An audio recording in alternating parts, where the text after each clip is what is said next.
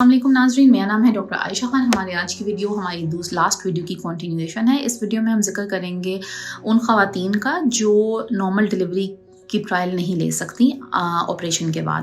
اس میں وہ خواتین ہیں جو آلریڈی ڈائگنوزڈ کیسز ہوں پلیسنٹا پریویا کا، یعنی کہ آپ کی جو آول ہے وہ بچے دانی کے منہ کے اوپر آ رہی ہو یا اس کو کور کر رہی ہو۔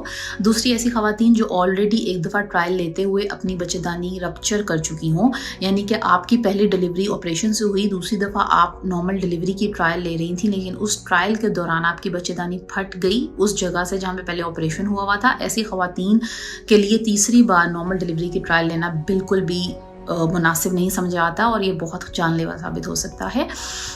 تیسری وہ خواتین جن کی آول جڑوں والی ہو، جس کو ہم میڈیکل ٹرمز میں پلیسنٹا ایکریٹا یا پرکریٹا کہتے ہیں، ان خواتین کے لیے ٹرائل لینا انتہائی خطرناک اور جان لیوا ثابت ہو سکتا ہے۔ سو ایسی تمام خواتین جو آلریڈی ان چیزوں سے ڈائگنوز ہوں، ان چیزوں کی وجہ سے ڈفرینٹ کمپلیکیشنز ہو سکتی ہیں۔ خواتین اس میں وہ آتی ہیں ایسی خواتین جن کے بچے دانی پہ آپریشن ہو چکا ہے۔ مثال کے طور پہ اگر ان کی بچے دانی جو تھی اس میں رسولی تھی، ایسی رسولی جس کا آپریشن کرتے ہوئے ان کی بچے دانی کی کیوٹی کو کھولا گیا ہو، وہ خواتین نارمل ڈیلیوری کی ٹرائل نہیں لے سکتی۔ کیوں نہیں لے سکتی؟ کیونکہ اس دوران آپ کی جو بچے دانی کے مسلز ہیں وہ بہت زیادہ ویک ہو جاتے ہیں اس جگہ سے، اور جب کانٹریکشنز آتی ہیں تو وہ بچے دانی ان کانٹریکشنز کو، ان دردوں کو برداشت نہیں کر سکتی۔ تو بہت ضروری ہے کہ ایسی خواتین کو بتایا جائے کہ آپ نیکسٹ ٹائم جب بھی آپ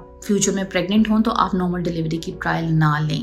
عام چیز یہ پوچھی جاتی ہے کہ اگر میرا ایک آپریشن ہوا ہے تو دوسری بار اگر میں نارمل ڈیلیوری کی ٹرائل لیتی ہوں تو کتنے % چانس ہے کہ میں اس میں اپنی بچے دانی رپچر کر سکتی ہوں؟ یہ کامن کوسچن ہے اور پیشنٹس یہ کوسچن پوچھتے ہیں اور آپ کو یہ چیز پتہ ہونی چاہیے۔ اس کی مثال ہم ایسے دے سکتے ہیں کہ اگر 200 خواتین پریگننٹ ہیں اور وہ پہلے آپریشن سے ڈیلیور ہوئی ہیں and now they are taking trial for normal delivery, تو ان 200 خواتین میں سے صرف ایک خاتون اس رسک پر ہوتی ہیں جن میں بچے دانی رپچر ہو سکتی ہے۔ اس کا مطلب ہے کہ یہ رسک بہت ہی لو ہے۔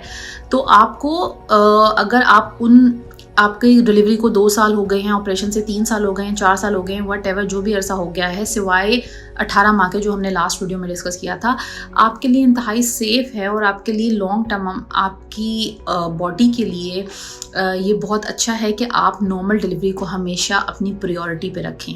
ٹھیک ہے، پوچھی جاتی ہے کہ آپریشن کے دوران جنرل انیستھیزیا سیف ہے یا اسپائنل انیستھیزیا؟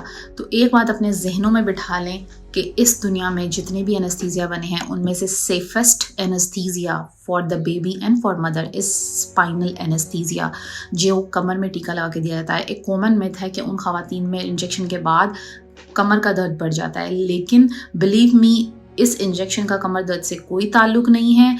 نارملی جب آپ کی باڈی پریگننسی میں جب بچہ اندر آپ کی باڈی میں گرو کرتا ہے تو it put a pressure on your back bone, اور اگر آپ کا کیلشیم وٹامن ڈی کا انٹیک نہیں ٹھیک، آپ کی ہڈیاں آلریڈی کمزور ہیں، then you can develop a long-term backache. So there is no relation between a spinal injection and your backache. You have to take care of back right from the very beginning. Keep your nutrition, your vitamins, your calcium, your vitamin D up to date.